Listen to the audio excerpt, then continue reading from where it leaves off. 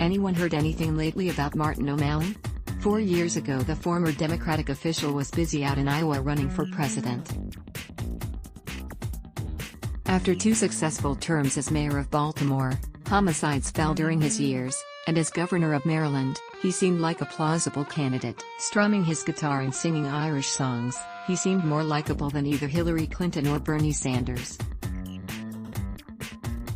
Yet as a candidate, like most of the Democratic candidates running this year, he got just about zero support. In the Iowa caucuses, he won just 0.54% of state convention delegate equivalents, the Iowa Democrats metric. It appears that of the 171,000 Democrats who showed up on caucus night, only about 1,000 voted for him.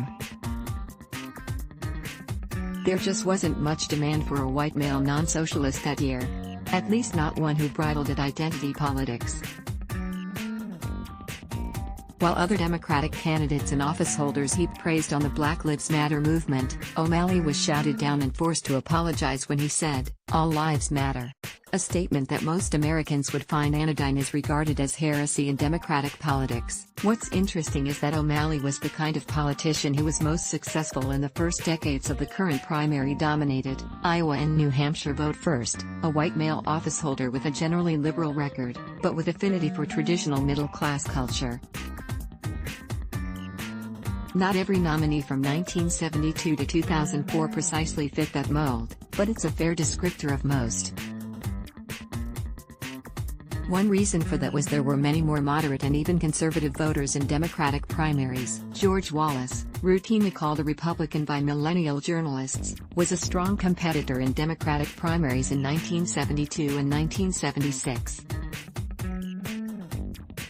More important, after Democratic nominees won just 43% and 38% of the popular vote in 1968 and 1972, and as Democrats lost 5 of 6 presidential elections up through 1988, even liberal Democratic primary voters were wary of an outspoken liberal's chances. It was assumed, probably correctly, that a woman or black could not be elected.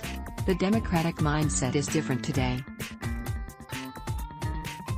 Democratic voters know their party's nominees have won pluralities of the popular vote in 6 of 7 elections starting in 1992. While many may mutter imprecations about abolishing the Electoral College, as if that were easier than adjusting party stances to appeal more in heartland states, most take it for granted that, if a weirdo such as Donald Trump can get elected president, so can just about anybody the Democratic Party nominates. Yet in just about every Democratic primary poll this year, the recent Monmouth survey appears to be an outlier, shows Joe Biden leading the pack, often with a statistically significant lead. He's the kind of candidate that prevailed in the 1972 to 2004 period, and his own 1988 candidacy was doing well until it was ended by gaffes and a health problem. But by 2008 he was only running at O'Malley levels, with just 1.1% of state convention delegate equivalents in Iowa.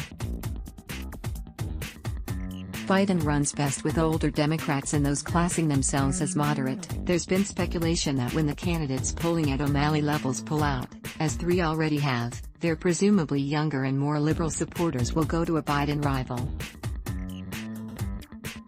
But there aren't that many of them. You add the average recent poll numbers of the 15 candidates under 2%, you get just 7.2%. That's fewer than the 11.4% listed as undecided, and many more seem only loosely attached to their current choice.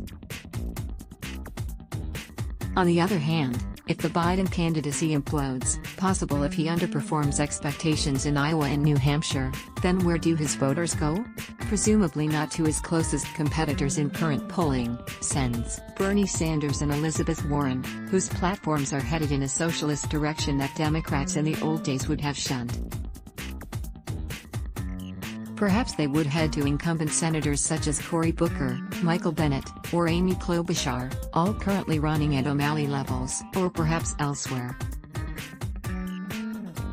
I have long thought that the presidential nomination process is the weakest part of our political system, and it seems to be getting weaker as it attracts more and more candidates, more than a dozen Republicans last time, 24 Democrats this time. Why risk O'Malley's fate in a zero-sum game in which all but one player must lose?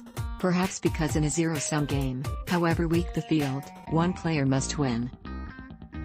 And that won't be you if you don't run. Let's block ads. Why?